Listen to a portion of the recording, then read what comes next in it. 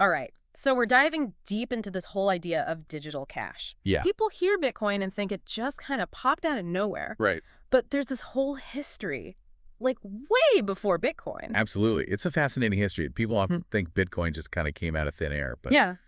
the ideas behind it, they've been around, honestly, for decades. It's like Bitcoin is like the hit movie. And we're going all the way back to the early drafts. Yeah. The indie flicks. Like, what inspired this whole thing? I like that. So to kick things off, we got to talk about this guy, Douglas Jackson. Okay. Now, this guy's an oncologist, right? A doctor Right. and a veteran. But he decides, you know what? I'm going to take on the entire financial system. Yeah. He was concerned about the state of modern currencies.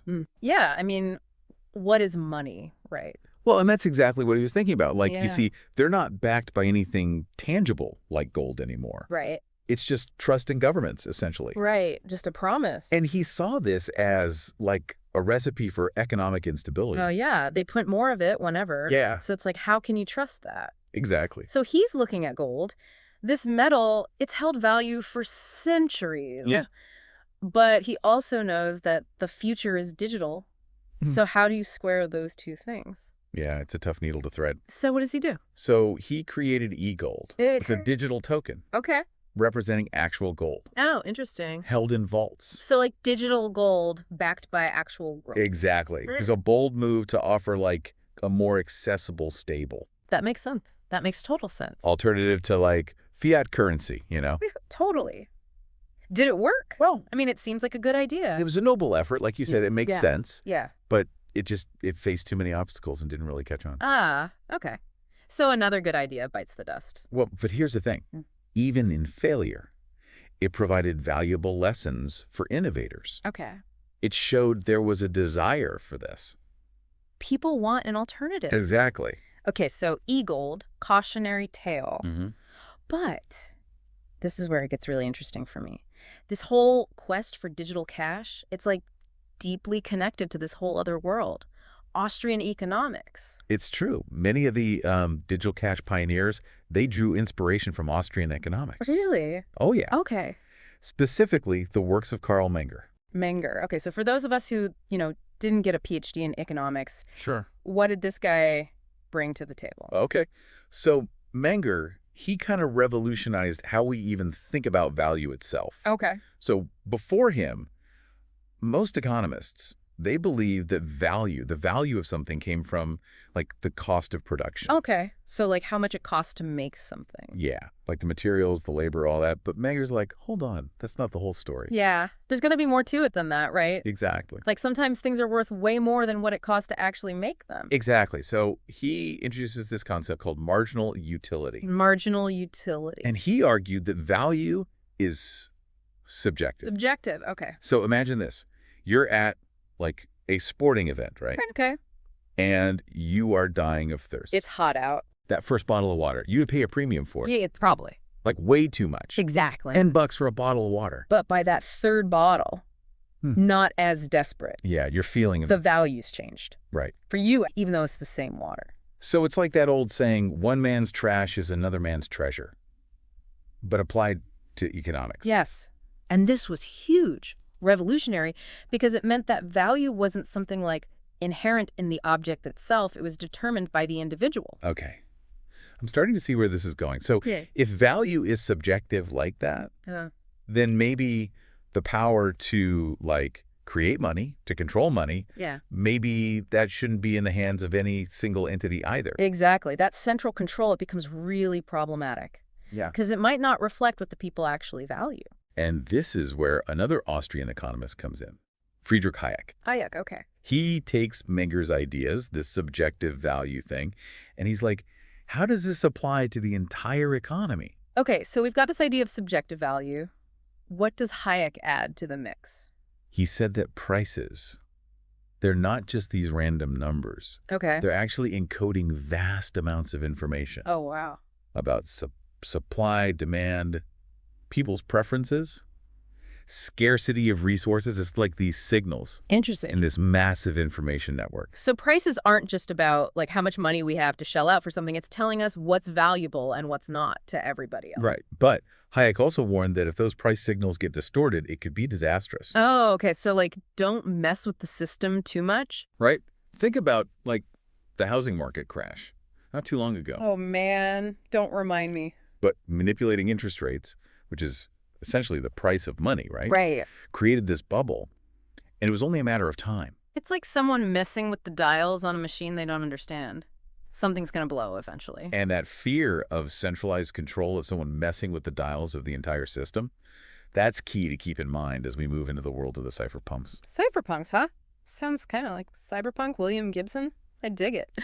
So we're jumping from, like, Austrian economics to hackers. How do those two worlds even collide? Yeah, it's a weird mix, but it kind of makes sense when you think about it. You see, despite the, like, rebellious image, right, hackers, they actually share this core value with those Austrian economists, a deep belief in decentralization. They see these centralized systems, especially ones controlled by corporations or governments, as, like, inherently restrictive, prone to abuse. So it's all about freedom then, freedom to, like, tinker, to explore, to build things without having to, like, ask for permission. You got it.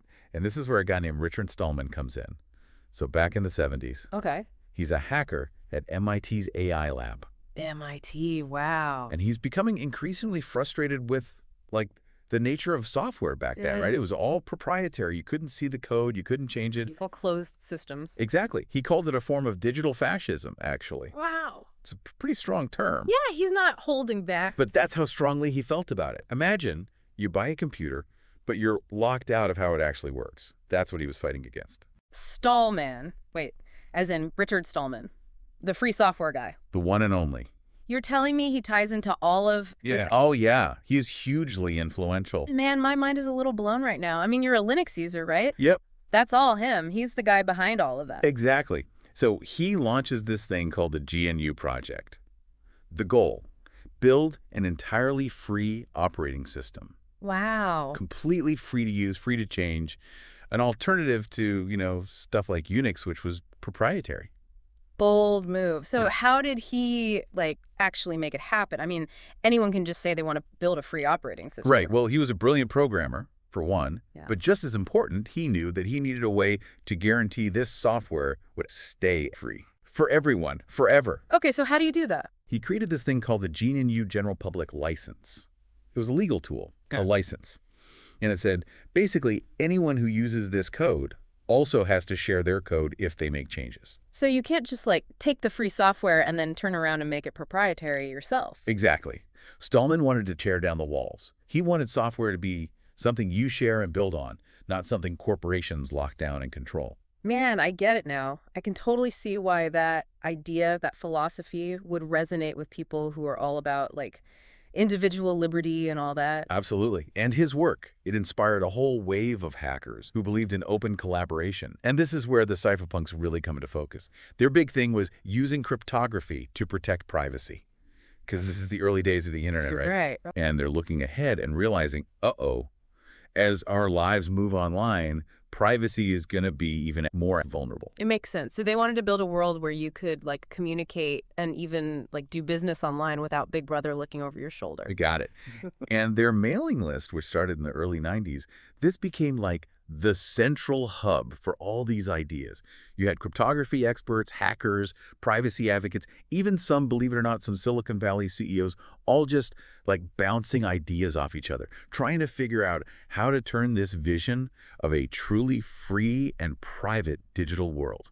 How to make it real. Man, I bet those email chains were wild. Okay, so this crew is deep into cryptography, fighting for privacy online. I'm guessing digital cash is about to take center stage. You know it. And one of the absolute pioneers in this whole space was a guy named David Chaum, a brilliant cryptographer.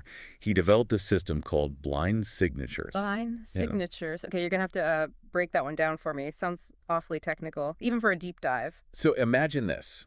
You're signing a document, right? Okay. But you're signing it inside a sealed envelope. Okay. You can't see what you're actually signing, but your signature is still valid on that document inside. Oh, that's interesting. Right. That's basically the idea. Okay, so it's like anonymous but still verified. Exactly. And Chom used this to create a way for digital cash to be spent without anyone knowing who was spending it. Whoa. Complete anonymity. Complete. That's pretty slick. So you could have completely untraceable digital transactions. That was the goal.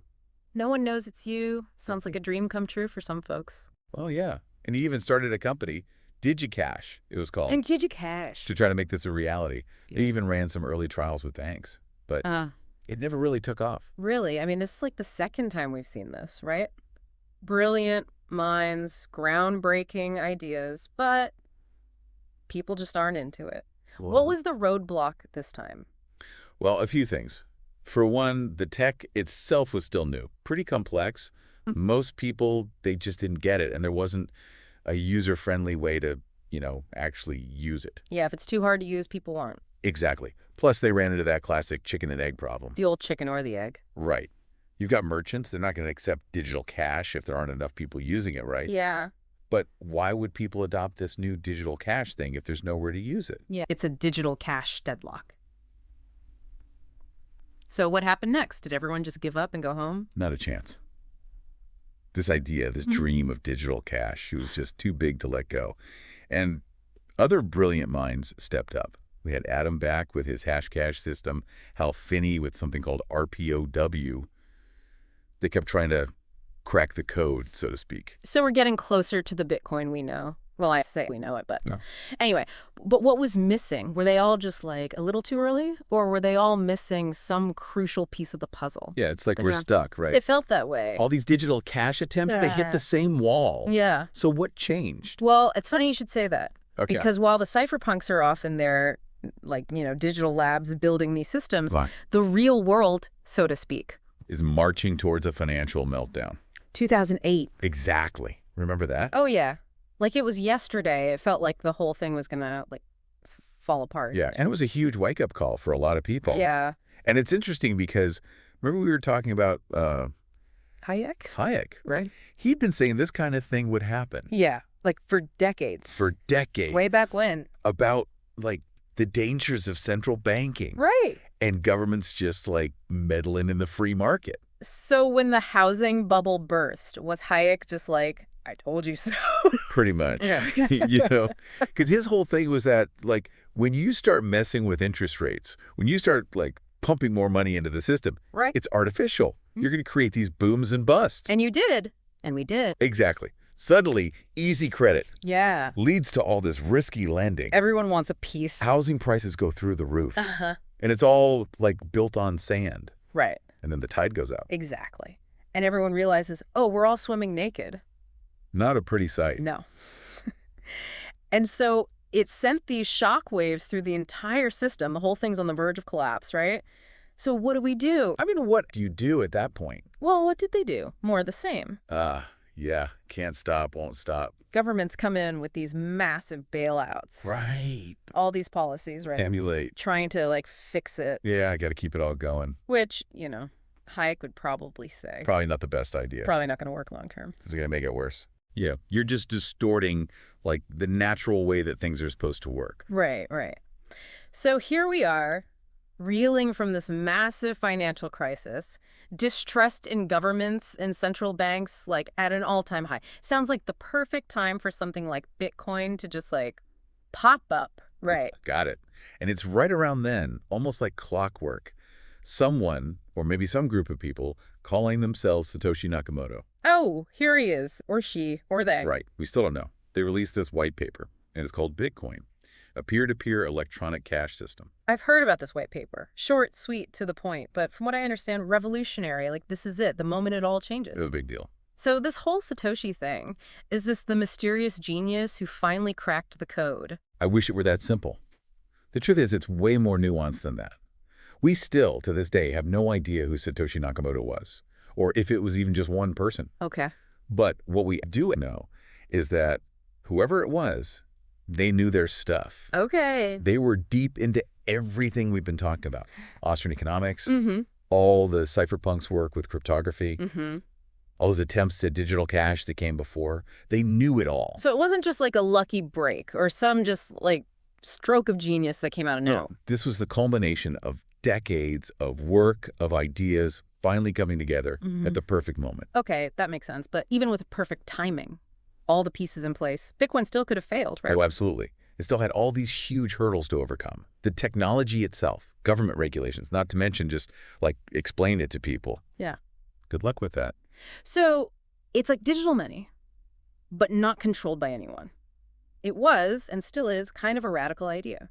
So where does that leave us? After diving into like digital cash and Austrian economics and cyberpunk hackers, what's the takeaway? I think it reminds us that even the most revolutionary ideas, the ones that seem like they just came out of nowhere, they often have really deep roots. And Bitcoin, it's a testament to what happens when people just keep pushing, keep innovating, keep imagining something different. To a decentralized future where individuals have more control over their money, over their data, over their lives. Exactly. It's a story that's still being written, right here, right now. And who knows, maybe someday someone listening to this, they'll be the ones to write the next chapter. Thanks for joining us for this deep dive into the amazing world of digital cash.